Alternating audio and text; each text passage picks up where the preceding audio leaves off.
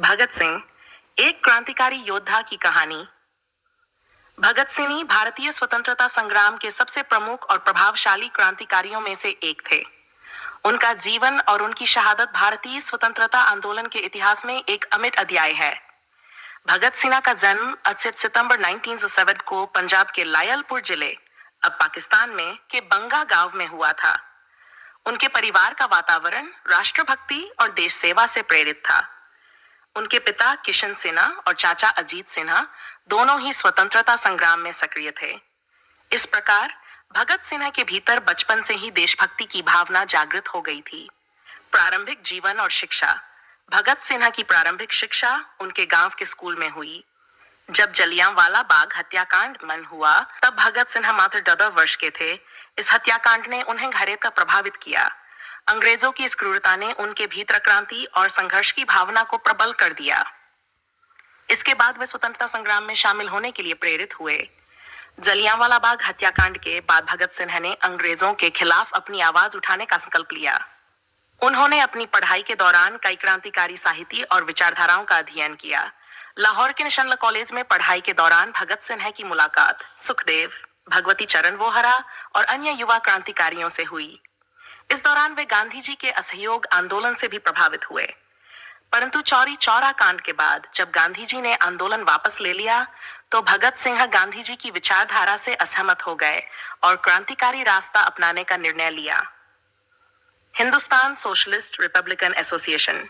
भगत सिंह ने चंद्रशेखर आजाद, राम प्रसाद बिस्मिल और अन्य क्रांतिकारियों के साथ मिलकर Hindustan Socialist Republican association (HSRA) की स्थापना की।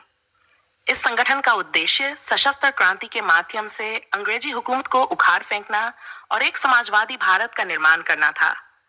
भगत सिंह और उनके साथी मानते थे कि बिना हथियार उठाए आजादी नहीं मिल सकती। सैंडर्स हत्याकांड 1938 में साइमन कमीशन भारत आया, जिसका उद्देश्य भारतीय राजनीतिक सुधारों की समीक्षा करना था। इस कमीशन में कोई भी भारतीय सदस्य नहीं था, जिससे देश भर में इसका विरोध हुआ। लाला लाजपत राय, जो कि एक प्रमुख स्वतंत्रता सेनानी थे, ने लाहौर में साइमन कमीशन के खिलाफ एक प्रदर्शन का नेतृत्व किया। अंग्रेज पुलिस ने इस प्रदर्शन को बेरहमी से कुचला, जिसमें लाला लाजपत राय गंभीर रूप से घायल हो गए और बाद में उनकी मृत्यु हो गई। भगत सिंह ने लाला लाजपत राय की मौत का बदला लेने का निर्णय लिया। उन्होंने अपने साथियों राजगुरु और सुखदेव के साथ मिलकर ब्रिटिश पुलिस अधिकारी जेपी सैंडर्स की हत्या कर दी।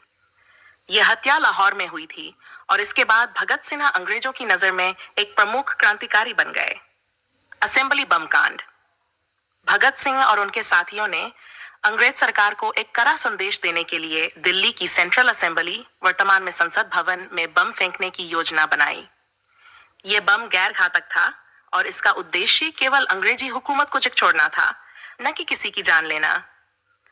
8 अप्रैल 1909 को भगत सिंह और बटुकेश्वर दत्त ने असेंबली में बम फेंका। बम फेंकने के बाद भगत सिंह और बटुकेश्वर दत्त ने भागने की कोशिश नहीं की, बल्कि उन्होंने अपनी गिरफ्तारी दी। उनका उद्देश्य अपने विचारों को अदालत के माध्यम से पूरे देश में फैलाना था।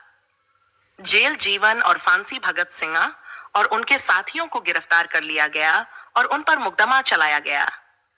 जेल में रहते हुए भगत सिंह ने भूख हड़ताल की, जिससे ब्रिटिश सरकार को काफी मुश्किलों का सामना करना पड़ा। इस दौरान भगत सिंह ने कई लेख और पत्र लिखे, जिनमें उन्होंने क्रांति और समाजवाद के प्रति अपने विचार व्यक्त किए। भगत सिंह, राजगुरु और सुखदेव को सैंडर्स हत्याकांड में दोषी ठहराया गया और 23 मार्च 1960 को उन्हें फांसी दे दी गई। उनकी उम्र उस समय मात्र 83 वर्ष थी। भगत सिंह की शहादत ने पूरे भारत में क्रांति की लहर पैदा कर दी और वे देश के युवाओं के लिए प्रेरणा स्रोत बन गए। भगत सिंह के विचार और दर्शन। भगत सिंह ने न केवल शारीरिक रूप से क्रांति की बात की, बल्कि उनके विचार और दर्शन भी गहन थे। वे एक समाजवादी समाज की स्थापना के पक्षधर थे, जहां शोषण, भेदभाव और असमानता का कोई स्थान न हो। भगत सिंह ने धर्म, जाति और सांप्रदायिकता के खिलाफ कड़ा रुख अपनाया। वे मानते थे कि जब तक लोग धर्म और जाति के नाम पर बंटे रहेंगे, तब तक सच्ची स्वतंत्रता नहीं मिल सकती। उनका मानना था कि धर्म व्यक्ति का निजी मामला है और इसे राजनीति से अलग रखना चाहिए। भगत सिंह का सबसे प्रसिद्ध नारा था, इंकलाब जिंदाबाद। जिसका अर्थ है क्रांति जीवित रहे। वे इस बात पर जोर देते थे कि क्रांति केवल हिंसा से नहीं आती, बल्कि लोगों के विचारों और दृष्टिकोण में बदलाव लाकर भी लाई जा सकती है। भगत सिंह का यह भी मानना था कि केवल अंग्रेजों को देश से बाहर करना पर्याप्त नहीं है। उनके अनुसार भारतीय समाज को सही मायनों में स्वतंत्र तभी कहा जा सकता है जब समाज में आर्थिक और सामाजिक समानता हो। वे पूंजीवाद और सामंतवाद के घोर विरोधी थे और उन्होंने समाजवादी व्यवस्था की वकालत की, जिसमें गरीबों और मजदूरों के अधिकारों की रक्षा हो सके। भगत सिन्हा का प्रभाव। भगत सिंह की शहादत ने स्वतंत्रता संग्राम को एक नई दिशा दी। उनकी विचारधारा और बलिदान ने न केवल युवाओं को बल्कि पूरे समाज को अंग्रेजों के खिलाफ एकजुट किया। उनके साहस और अदम्य इच्छा शक्ति ने उन्हें भारतीय स्वतंत्रता संग्राम का महानायक बना दिया। भगत सिन्हा के बलिदान के बाद वे भारतीय युवाओं के आदर्श बन गए।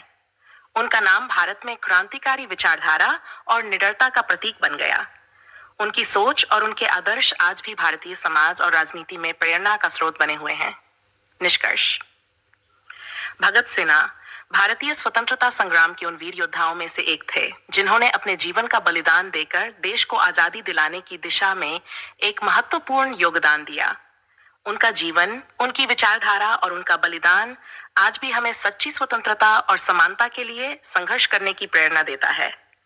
भगत सिंह का सपना केवल एक स्वतंत्र भारत का नहीं था, बल्कि एक ऐसे भारत का था जहां सभी लोगों को समान अधिकार मिले, धर्म और जाति के आधार पर किसी के साथ भेदभाव न हो और हर व्यक्ति को आर्थिक और सामाजिक न्याय प्राप्त हो।